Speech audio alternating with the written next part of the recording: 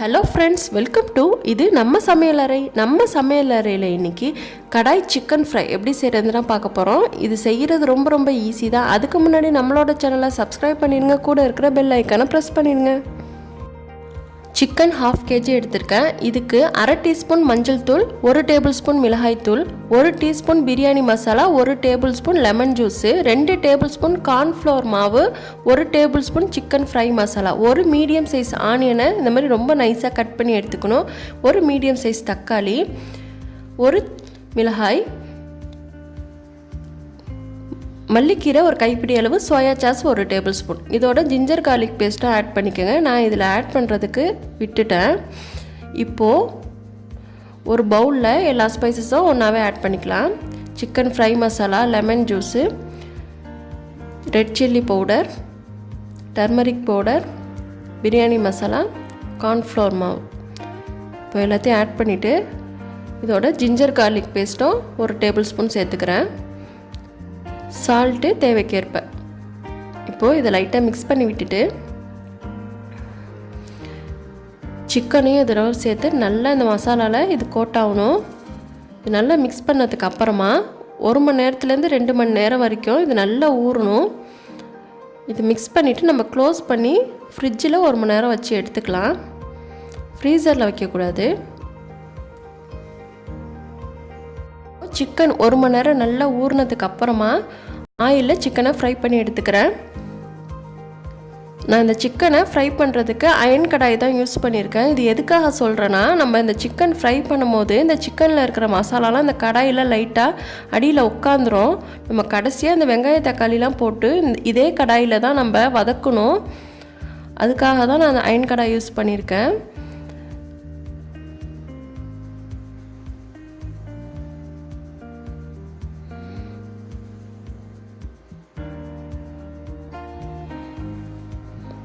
இப்போது இன்னொன்று சைடும் பெரட்டி விட்டு நல்லா ஃப்ரை பண்ணிக்கலாம். இப்போது சிக்கன் நல்லா ஃப்ரை ஆகிடுச்சு. இப்போ நம்ம இதை வெளியில் எடுத்துருவோம்.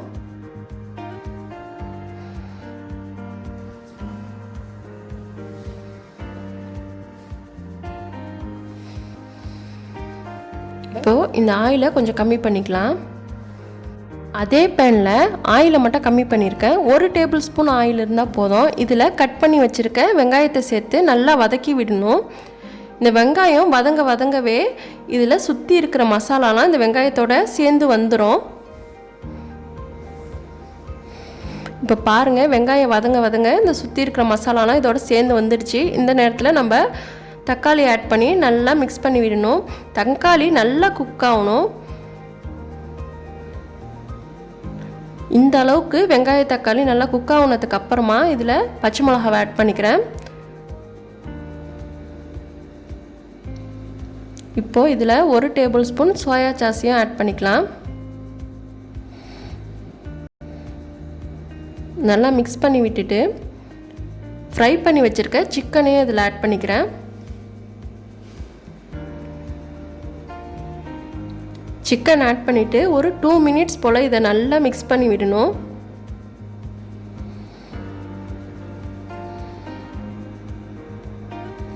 இந்த மசாலா எல்லாமே நல்லா இந்த சிக்கனில் கோட் ஆகணும். இதை நல்லா மிக்ஸ் பண்ணி விட்டுக்கிட்டு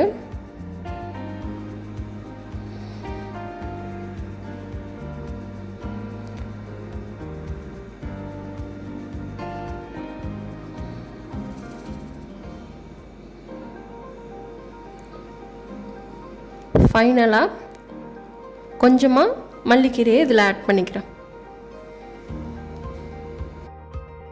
அவ்வளோதாங்க, சிக்கன் கடாய் ஃப்ரை ரெடி ஆகிடுச்சு. கண்டிப்பாக உங்கள் வீட்டில் இன்றைக்கே ட்ரை பண்ணி பாருங்கள். இது செய்கிறது ரொம்ப ஈஸி தான், ரொம்பவும் டேஸ்ட்டாகவும் இருக்கும். இந்த டிஷ் உங்களுக்கு பிடிச்சிருந்துச்சின்னா மறக்காமல் நம்மளோட சேனலை சப்ஸ்கிரைப் பண்ணிடுங்க, கூட இருக்கிற பெல் ஐக்கானை ப்ரெஸ் பண்ணிடுங்க. லைக் பண்ணுங்கள், ஷேர் பண்ணுங்கள், கமெண்ட் பண்ணுங்கள். தேங்க்யூ.